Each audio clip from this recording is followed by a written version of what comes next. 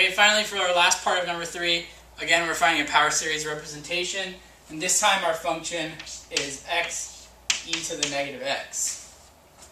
So this is one more thing that hasn't come up in the previous 3 problems. This involves a substitution as well as a multiplication. So the one you need to know for this, recall that e to the x is the infinite power series of x to the n over n factorial. And remember that this one's interval of convergence is all real numbers. So what we're doing here for the function that we want is we're taking everywhere there's an x there, we're plugging in negative x instead. And then we need to multiply the entire function by an additional x. So first, let's do the thing where we plug in the negative x for x. So e to the negative x is going to be the sum of negative x to the n over n factorial.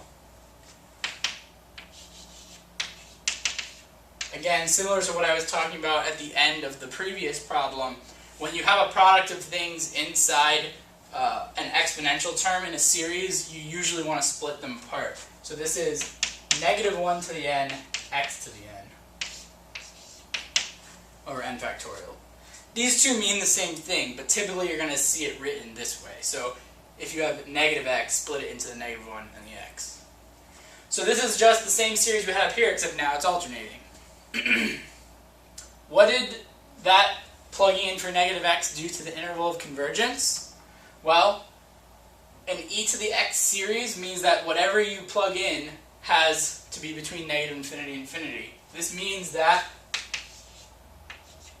a negative x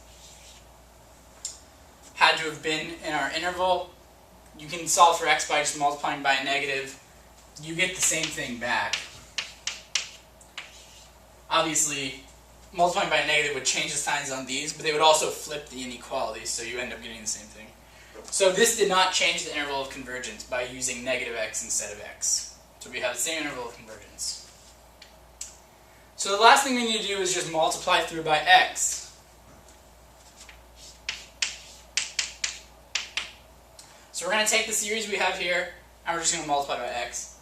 But multiplying by x, all that does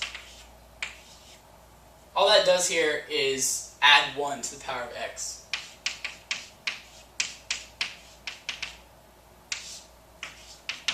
So instead of x to the n, we're just going to have x to the n plus 1. Negative 1 to the n, x to the n plus 1 over n factorial. And that's going to be our series representation for x e to the negative x.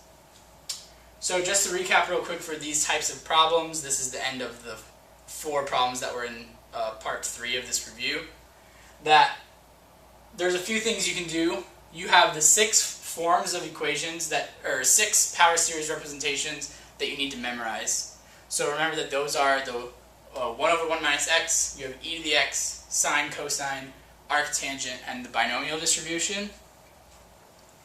Those power series you should definitely have memorized. So everything else that you're going to be given can come off of those in 4 different ways. They can either be a derivative of one of those functions or multiple derivatives. They could be an antiderivative or multiple antiderivatives of one of those functions. They could be plugging something else in instead of x, or you could multiply or divide by x terms or constants. You could just multiply this series by 2 also, you just put a 2 out front.